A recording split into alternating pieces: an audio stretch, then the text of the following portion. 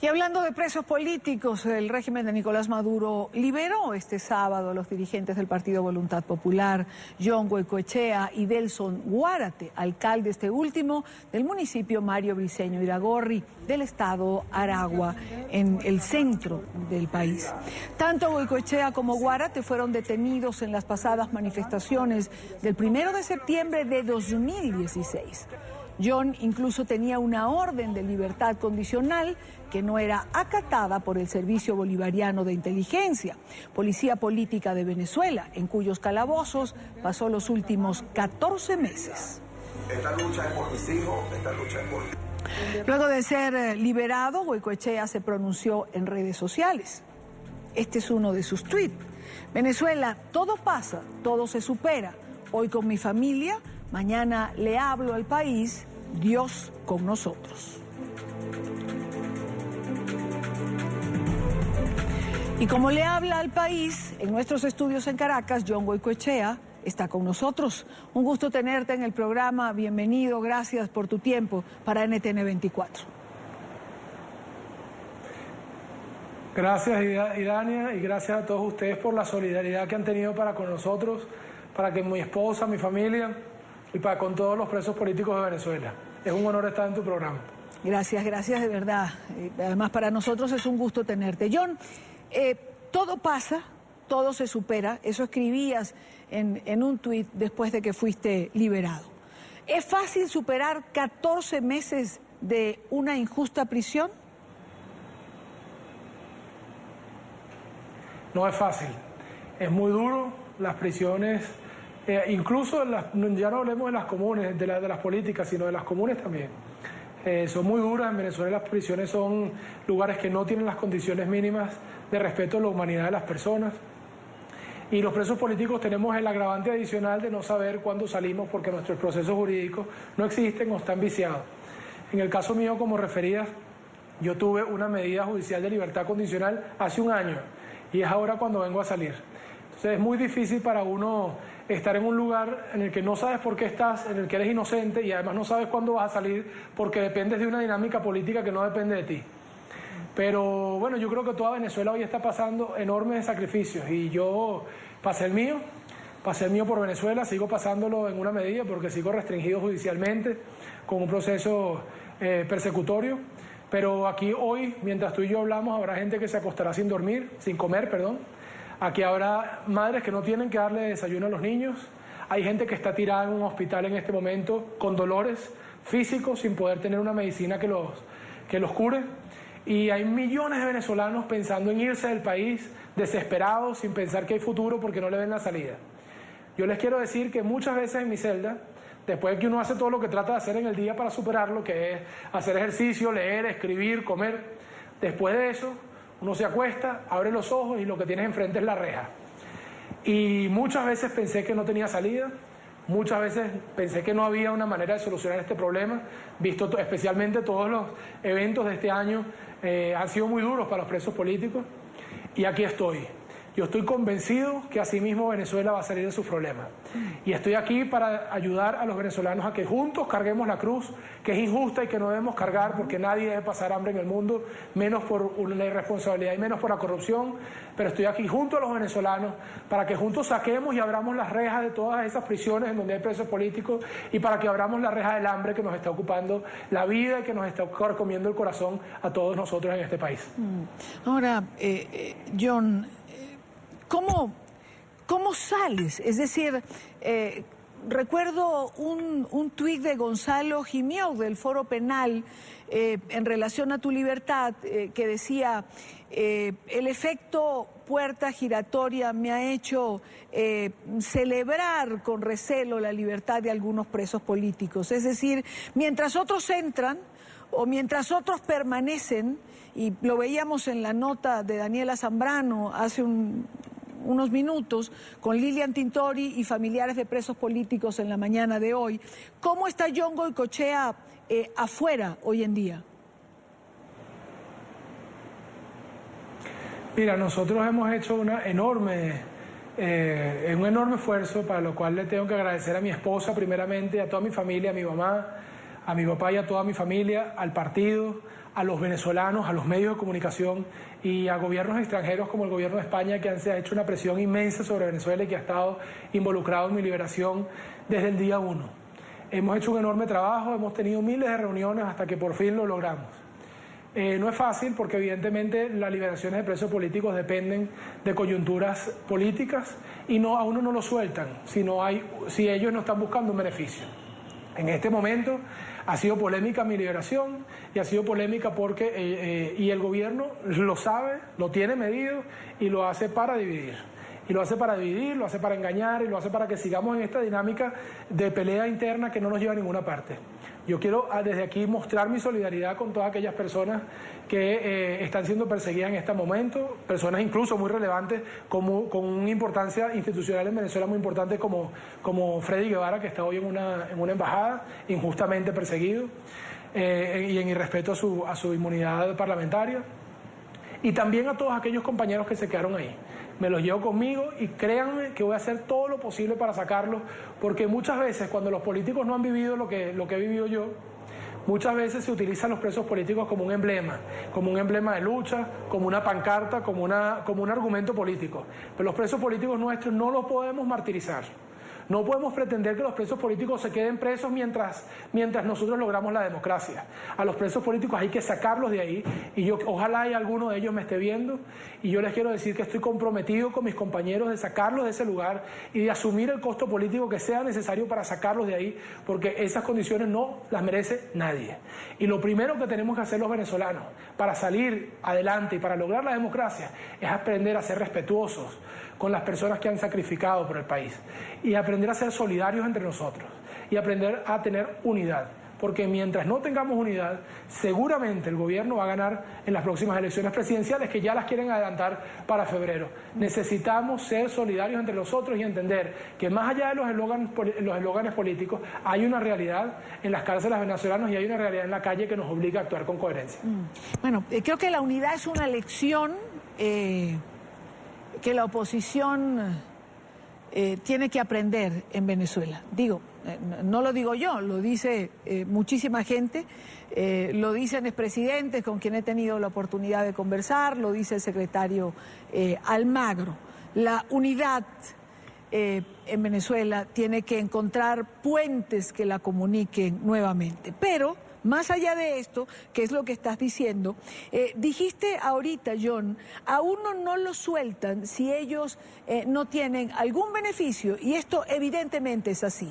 Tú has salido en libertad, de lo cual nos alegramos, por supuesto, y has aceptado participar en las elecciones del próximo 10 de diciembre.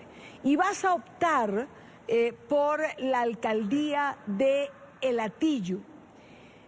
Municipio, por cierto, cuyo alcalde en ejercicio está hoy fuera de Venezuela, David Smolansky, y simplemente tuvo que huir porque había una orden de detención. ¿Cómo explicar esto? Es decir, ¿qué te lleva a participar en un proceso que sigue sin garantías y justo en un municipio donde está ocurriendo esto?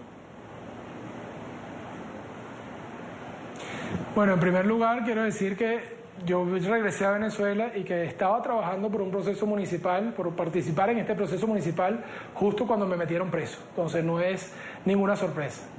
Con respecto a David Smolansky, que lo has mencionado, quiero decir que David Smolansky y yo tenemos trabajando juntos años, más de una década trabajando juntos. Es una persona a la que valoro, una persona a la que respeto y una persona que está injustamente en el extranjero porque él fue electo como alcalde de Hatillo y él debió haber terminado su periodo sin persecución política. De forma que toda mi solidaridad para David Smolansky, que además hizo la mejor gestión municipal del área metropolitana de Caracas, que no es fácil, porque en Venezuela no hay condiciones en las alcaldías para hacer una buena gestión municipal. Has mencionado también el tema de las garantías electorales. No las hay en Venezuela. No hay garantías electorales, no hay elecciones limpias, hay un proceso ventajista, hay un proceso que viola la independencia que debe tener el árbitro electoral y hay un proceso que pone muy cuesta arriba que se ganen las alcaldías a nivel nacional. Sin embargo, también hay lugares en donde podemos salvar el espacio. Y hay lugares que han sido particularmente importantes en la vanguardia opositora para que hoy esté yo hablando aquí, para que todavía el círculo del silencio no se haya terminado de cerrar en Venezuela. Esos espacios son, por ejemplo, El Hatillo, Baruta, Chacao y municipios así en todo el país, que cuando Hugo Chávez fue dueño de este país y tomó casi todas las gobernaciones, tenía más de 20 gobernaciones, tenía la Asamblea Nacional, tenía el TSJ, tenía la comunidad internacional respaldándole. Aquí lo que nos quedó a nosotros fue la descentralización y la defensa de algunos espacios que han sido siempre la vanguardia de la oposición. En este momento en que la oposición está en una situación de debilidad, nosotros no podemos entregar los espacios, especialmente los espacios que son así. ¿A que va a haber trampa? Sí va a haber trampa. ¿Que va a haber un proceso ventajista? Sí va a haber un proceso ventajista. ¿Que es ilegal el proceso electoral en Venezuela? Es ilegal el proceso electoral en Venezuela. Pero con todo y eso hay espacios que podemos mantener, porque ni con la trampa se podría llegar a ganar allí. Y lo tenemos que mantener. Hay gente que no ha tenido ninguna opción, como ha sido el caso de David Molansky, como ha sido el caso de Freddy Guevara hoy, como hay miles de casos o decenas de casos que están hoy en el exilio, porque si no estuvieran en el exilio estarían presos. Yo hoy tengo la oportunidad de quedarme aquí muy restringido, porque no puedo salir del país, porque tengo que presentarme a un tribunal una vez por semana, porque tengo un proceso judicial que ni siquiera hay acusación fiscal, pero que no me lo terminan de cerrar solamente para tenerme la espada de Damocles arriba. Pero hoy me puedo quedar en mi país. Y en el espacio de libertad que yo pueda defender, lo voy a defender sin miedo. Lo voy a defender con firmeza y lo voy a defender con toda la convicción de que si me quitan la cabeza a mí, vendrá otro que también lo defenderá, y si le quitan la cabeza a ese otro, vendrá otro que también lo defenderá. De forma que yo quisiera transmitirle a los venezolanos de la comunidad internacional también que el problema de Venezuela no es si nosotros vamos o no a estas elecciones porque querramos ser alcaldes o porque tengamos una apetencia personal de ser alcalde.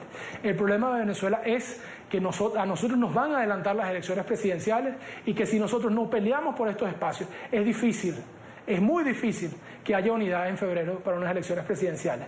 Y yo siento que sin unidad nosotros no vamos a lograr caminar hacia ningún lado, sino hacia el fracaso. Sin coherencia no vamos a caminar hacia ningún lado, sino al fracaso. Ahora, ¿cómo conseguir esa unidad? Es decir, ¿cómo reestructurar una unidad que después de las elecciones a gobernadores quedó absolutamente resquebrajada? Eso es una... es algo no se puede desmentir, es decir, eso es lo que identifica a la llamada unidad en Venezuela hoy en día. Es correcto, pero ya hemos estado así y ya lo hemos superado, Dania. Yo no voy a rendirme. Y yo, si acepto tu propuesta, es que, digamos, o si acepto que eso es imposible, lo que tú estás diciendo, que nosotros no tenemos cómo reunificar eso, nosotros tenemos que aceptar que en Venezuela no vamos a retomar la democracia. Porque si no hay unidad, no va a haber democracia. Claro, entonces, pero si yo acepto yo no. internamente, si los venezolanos aceptamos internamente... Claro, lo que yo estoy diciendo... El primer problema es el respeto. Claro, lo que yo te estoy preguntando es cómo recuperar la unidad. Sí. Bueno, yo creo que el primer paso hacia ese objetivo es el respeto. Nosotros no podemos seguir diciéndonos traidores, vendidos, irresponsables, violentos entre nosotros. Porque yo genuinamente no creo que Henry Ramos sea un traidor, que Henry Rosales sea un traidor, que Leopoldo López sea un traidor, que María Corina Machado sea una traidora que quiere dividir. Genuinamente no lo creo. Yo creo que son personas a las que le ha tocado muy difícil, porque este proceso no es fácil. Son personas con visiones diferentes, pero que tenemos que encontrar nuestros espacios en comunes como ya lo hemos encontrado antes. Y tengo confianza en que lo vamos a hacer y quiero aportar a que lo hagamos. Estoy aquí para aportar que nosotros nos volvamos a sentar, yo no sé si en la mesa de la unidad democrática o en algo más amplio, que es lo que yo quiero, lo que yo quisiera, una unidad más amplia que incorpore no solo los partidos, sino también otros sectores de la población. Pero lo necesitamos hacer, Idania. Y yo sé que es difícil y yo sé que es poco creíble, pero si nosotros, que somos los actores políticos de este país, no nos creemos que es posible, entonces este país está perdido. Y yo no voy a entregar a mi país. Yo no puedo creer que mi país está perdido. No está perdido, y estoy aquí para pelear y estoy aquí para promover que volvamos a la senda de la unidad, porque tenemos retos importantes, no solo las municipales, sino, como te digo, estamos a punto de tener unas presidenciales en menos de 6 meses, según la información extraoficial que tenemos. Y una última pregunta, John. Así como hay que recomponer la unidad, hay también que aglutinar a los venezolanos, que son el reflejo también de lo que está pasando. Es decir, hay gente que piensa que hay que ir a las elecciones, hay otras que no, hay venezolanos que perdieron la esperanza, otros que están molestos porque no encuentran salida, otros que están decepcionados y piensan que en un momento determinado, cuando todo parecía converger para encontrar una salida a la situación, los líderes decidieron participar en un proceso electoral. Es decir, lo mismo que refleja la oposición venezolana es lo que refleja el pueblo venezolano. ¿Cómo convocarlos? Es correcto. Mira, lo primero es entender qué es lo que está pasando en este país, el proceso de desesperación que está viviendo Venezuela. Venezuela es un país con hambre en 6 de cada 10 personas, de acuerdo al último estudio de la Universidad Católica Central y Simón Bolívar de Caracas. Venezuela es un país que ha vivido una enorme represión en el año 2017. Venezuela es un país a la que se ha pisoteado la Constitución llamando a un proceso constituyente de una manera fraudulenta porque no está establecida una Constitución que se hubiese hecho con el procedimiento que se utilizó. Venezuela es un país que ha visto cómo el sistema electoral se ha venido deteriorando a un nivel en que ya es prácticamente imposible ganar en algunos espacios. Otros todavía se pueden ganar, pero es prácticamente imposible ganar en algunos espacios. La frustración del venezolano es tal que no se puede culpar al venezolano por sentirse como se está sintiendo y por estar en la posición frenética en la que nos hemos convertido y en la que estamos sosteniendo la sociedad. Pero en estos momentos es cuando se necesita liderazgo. El liderazgo no es decir lo que la gente quiere oír. El liderazgo es decir lo que se tiene que decir. Lo que se tiene que decir hoy en Venezuela es que necesitamos recomponer la unidad, aunque la gente esté muy molesta con sus líderes. Necesitamos recomponer la unidad, necesitamos tomar una estrategia conjunta con respecto tanto a la Asamblea Nacional Constituyente como a las elecciones que vienen ahora, y necesitamos tener coherencia política para poder enfrentarnos a la crisis humanitaria que tienen los venezolanos. No es fácil acostarse sin comer y no es fácil que no tener desayuno para darle a un niño en las mañanas. Aquí hay madres que no mandan a sus hijos al colegio porque no tienen que darles de comer y prefieren que estén dormidos a que estén despiertos. Una persona en esa situación no puede pensar, uno como líder político no puede poner la responsabilidad en una persona en esa situación. La responsabilidad es nuestra. Nosotros tenemos que encontrar un punto en común y tenemos que encontrar un camino hacia la democracia de Venezuela. Y eso pasa por hacer sesiones personales, eso pasa por tener respeto a las ideas del otro y eso pasa por bajarle el grado de conflictividad que tenemos hoy dentro de la oposición.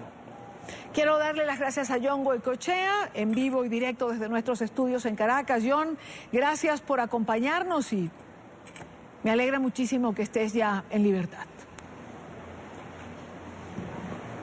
Muchas gracias, Idania. Nuevamente, 1.000.000 de gracias a la prensa libre que denuncia lo que está pasando en Venezuela.